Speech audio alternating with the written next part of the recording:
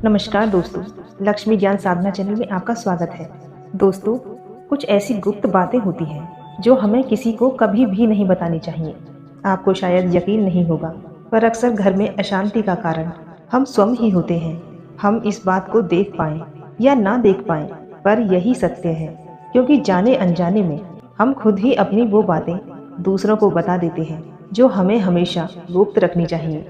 और वही बातें जाने अनजाने में हम दूसरों को बता देते हैं, वही हमारे दुख का कारण बन जाते हैं, वही हमारे घर परिवार की बर्बादी का कारण बन जाता है। और बाद में हमें ये सोचकर पछतावा होता है कि मुझे ये बातें किसी को भी नहीं बतानी चाहिए थी। मैंने जाने अनजाने में बहुत बड़ी गलती कर दी।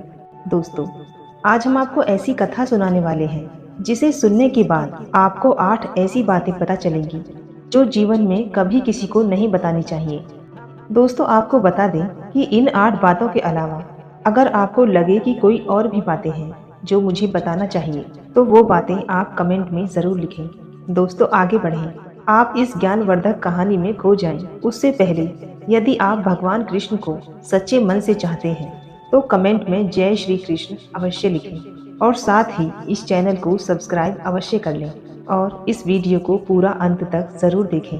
इस वीडियो को देखने के बाद आप खुद ही समझ जाओगे। दोस्तों, एक समय की बात है। एक गांव में रामलाल नाम का एक व्यक्ति रहता था। वो व्यक्ति बहुत ही गरीब था। वो इतना गरीब था कि उसे 2 वक्त का खाना भी बड़ी मुश्किल से मिलता था। वो काम की तलाश में इधर उधर भटकता रहता, पर उसे कोई काम नहीं मिल रहा था। दोस्तों, फिर उसने एक दिन अपनी पत्नी से कहा, मैं जिस जगह भी काम मांगने के लिए जाता हूँ, हर कोई मुझे ये कहकर काम नहीं देता कि हमारे यहाँ काम की ज़रूरत नहीं है। मैं काम की तलाश कर करके थक चुका हूँ। मुझे समझ नहीं आता मैं तुम लोगों का पेट कैसे भरूंगा, अपने बच्चों को कैसे पालूंगा, और ये चिंता मुझे दिन रात खाए जा रही है। ये सुनकर उसकी पत्नी ने कुछ सोचकर कहा, तुम एक आदमी के पास एक बार ही काम मांगने के लिए जाते हो, और जब वो काम नहीं देता तो तुम दोबारा उसके पास जाते तक नहीं। अगर तुम्हें उनसे काम लेना है तो तुम्हें हमदर्दी तो जतानी ही होगी। तुम्हें उनसे हमदर्दी हासिल करनी होगी, अपनी गरीबी दिखानी होगी, ताकि वह लोग तुम्हारी मजबूरी समझकर तुम्हें काम पर रख लें। इसलिए शर्म मत करो, उन्हें अपनी मजबूरी बताओ, अपनी गरीबी बताओ, और इसी उपाय से तुम काम कर सकते हो। और ये बात रामलाल के दिमाग में बैठ गई और अगले दिन काम मांगने के लिए वो एक सेठ के पास जा पहुंचा, जहां वह पिछले दिन काम मांगने के लिए गया था। लेकिन इस बार उसने हाथ जोड़कर सेठ से प्रार्थना की, उससे विनती की। वह बहुत गरीब है और उसे काम की बहुत आवश्यकता है। वह जो कुछ भी उसे देंगे उसी से संतुष्ट हो जाएगा, पर कृपा करके अपने यहाँ मुझे काम पर रख लें। उसकी ये हालत देखकर उस सेठ ने उसे अपने यहाँ काम पर रख लिया। वह रोज उसके यहाँ काम करने जाने लगा, पर अंदर ही अंदर वो खुश तो था। उसे काम तो मिला, लेकिन उसका वेतन दूसरे लोगों से कम मिलता था। वही काम जो दूसरे लोग कर रहे थे, उन्हें ज्यादा वेतन मिल रहा था और इसे कम वेतन मिल रहा था। जब इस बारे में उसने अपने सेठ से कहा, सेठ ने कहा कि देखो भाई, तुम्हें काम की जरूरत थी, मैंने तुम्हें काम दिया। मेरा धन्यवाद करने की बजाय मुझसे शिकायत कर रहे हो, ये कैसी बात है साहब। ये सुनकर रामलाल वहीं पर चुप हो गया, लेकिन बात कहीं ना कहीं सत्य थी। सेठ ने तो उसे उसकी मजबूरी के हिसाब से ही काम दिया था और इसीलिए वो उसे अपने अनुसार ही वेतन देता था। उसने धीरे धीरे ये बात अपने सगे संबंधी और दोस्तों को भी बताना शुरू कर दिया।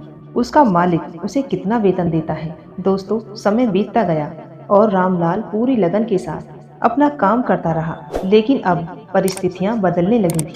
सेठ अब रामलाल से दूसरे लोगों से ज्यादा काम लेता था और उनसे कम वेतन उसे देता था।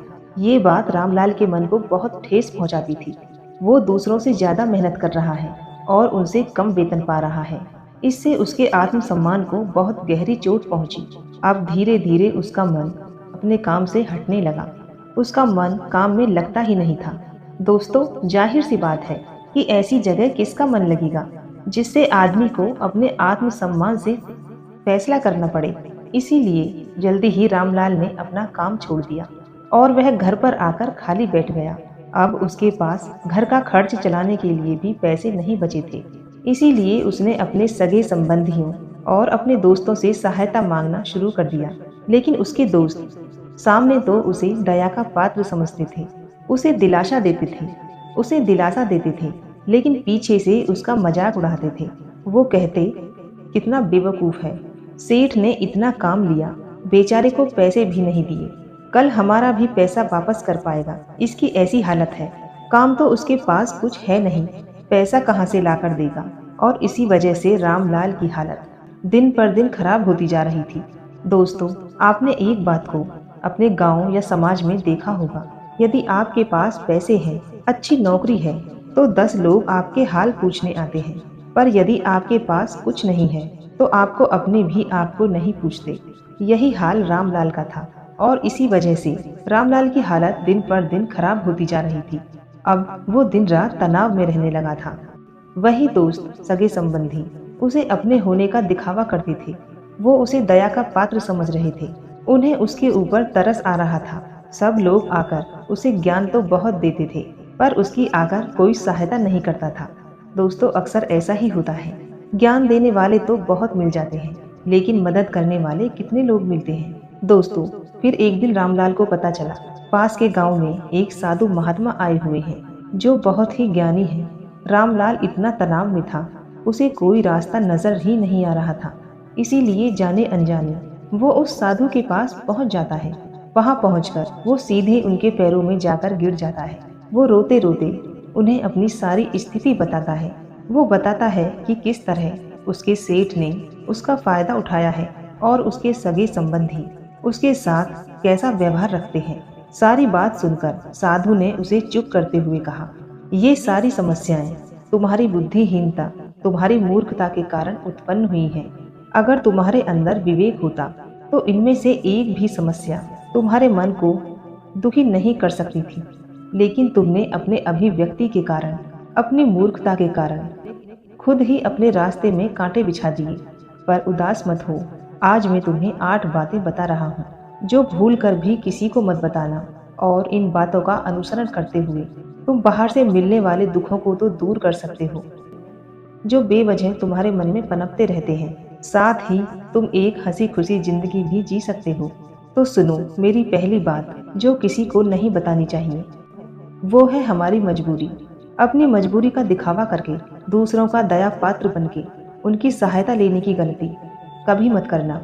हो सकता है कि वो आज तुम्हारी मजबूरी देखकर तुम्हारी सहायता कर दे, लेकिन कल वो तुम्हारा फायदा उठाने से भी नहीं चूकेगा, और अगर फायदा भी नहीं उठाया तो दूसरों के सामने तुम्हारा मजाक बनाने में भी नहीं चूकेगा। इसीलिए कभी भी अपनी मजबूरी का दिखावा मत करो।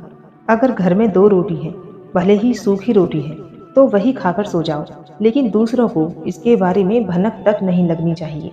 जरा आप खुद सोचो, मजबूरी बताने का क्या प्रयोजन होता है।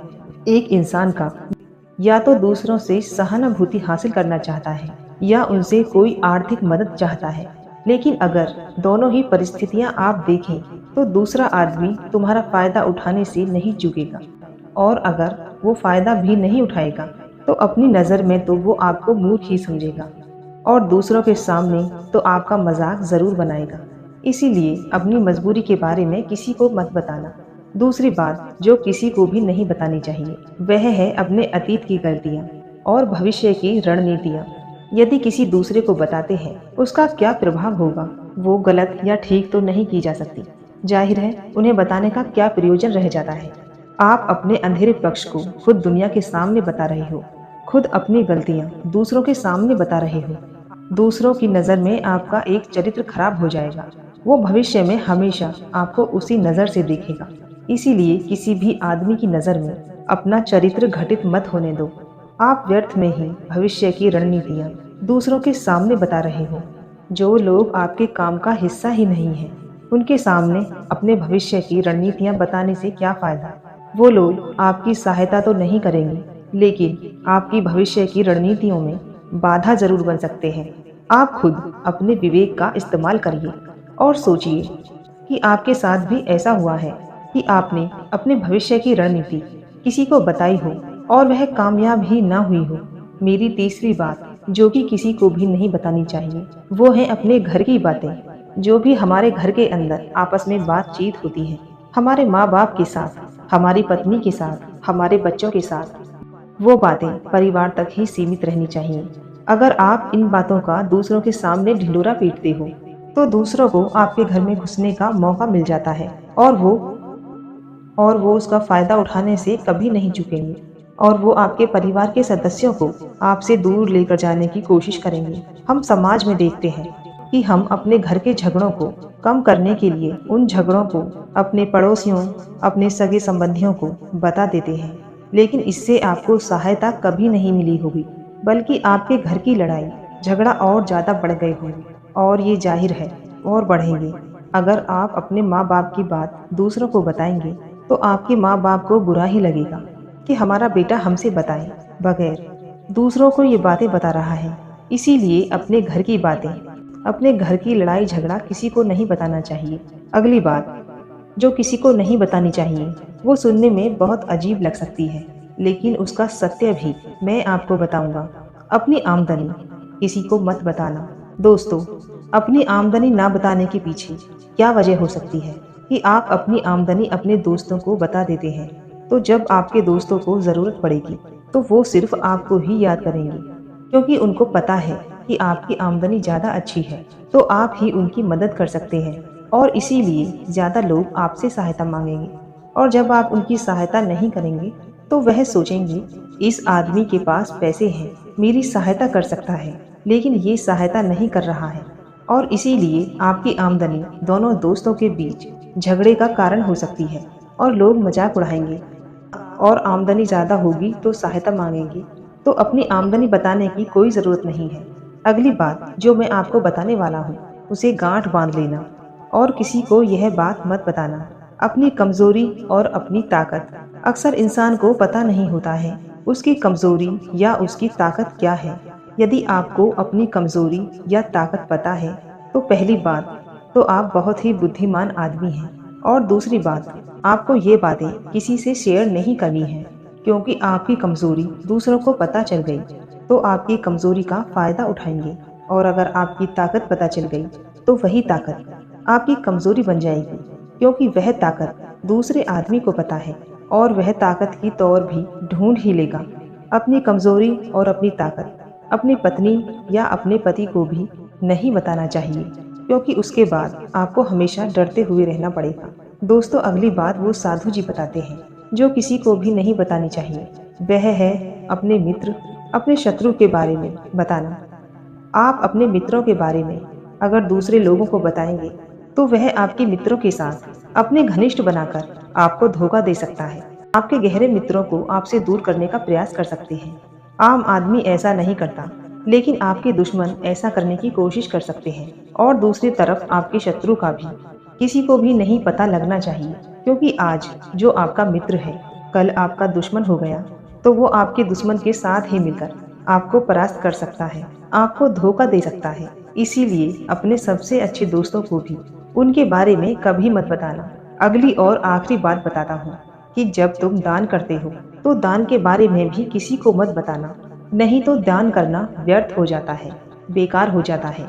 जब आप अपने दान का ढिंढोरा पीटते हो तो आप ये बता रहे हो कि मैं कितना बड़ा दानी पुरुष हूँ, और ये आपके अंदर अहंकार निर्मित करेगा। इसीलिए दान गुप्त रूप से किया जाए उतना ही अच्छा होता है, उतना ही फलदायी होता है। जब आपका बायां हाथ दान कर रहा हो तो दाएं हाथ को बिना पता चले बायां हाथ दान कर रहा है, तभी आपको दान का सही फल मिलता है। तो दोस्तों, इस प्रकार ये 8 बातें उन महात्मा ने रामलाल को बताई। इनमें संसार के सभी सिद्धांत छुपे हुए हैं। इन बातों का अनुसरण करते हुए आप अपने घर में सुख शांति बना सकते हैं और घर के झगड़े हमेशा के लिए दूर कर सकते हैं और अपने घर परिवार में हमेशा सुख शांति बना सकते हैं।